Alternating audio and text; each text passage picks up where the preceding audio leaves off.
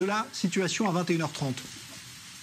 Bonsoir Jean-Charles, en effet je me trouve vraiment devant la cathédrale Notre-Dame. Alors pour l'instant on a l'impression que les pompiers maîtrisent plus ou moins la situation, qu'il n'y a pas en tout cas de regain de flammes comme on a pu le voir il y a environ une heure lorsqu'une épaisse fumée noire s'échappait donc de cette cathédrale, mais il y a tout de même un incendie qui est en train de ravager l'intérieur du bâtiment. Vous l'avez dit il y a quelques instants, c'est cette flèche mythique de cette cathédrale de Notre-Dame qui s'est effondrée, qui est partie en fumée littéralement. Il faut rappeler qu'elle était composée de 300 tonnes de bois et donc ce n'est donc évidemment pas étonnant qu'il se soit effondré, mais bien sûr maintenant les soldats du feu craignent qu'il y ait de nouveaux effondrements et qu'il puisse également y avoir des éclats qui soient projetés sur les mètres alentours. C'est pour ça que la police demande surtout aux riverains, aux touristes de s'éloigner au maximum.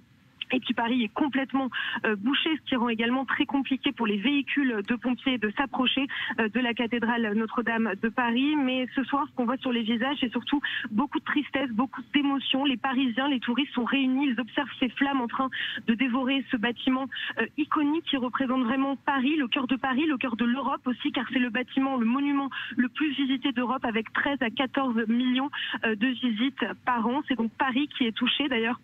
Preuve en est, Emmanuel Macron a reporté son allocution de ce soir qui était prévue à 20h heure française pour se rendre sur les lieux évidemment pour afficher son soutien aux pompiers qui sont donc mobilisés. Et pour rappel, on parle donc d'un incendie, absolument pas d'un acte terroriste comme cela a pu circuler sur les réseaux sociaux. Il y a des travaux de rénovation qui sont en cours actuellement dans la cathédrale Notre-Dame et c'est donc un départ de feu qui aurait eu lieu durant ces travaux dans les combles. Mais comme vous le savez, bien sûr, il y a des Parisiens qui sont sceptiques car on sait que Notre-Dame, c'est une cible privilégiée des terroristes. En 2016, il y avait déjà eu un attentat déjoué, donc forcément certains riverains sont sceptiques.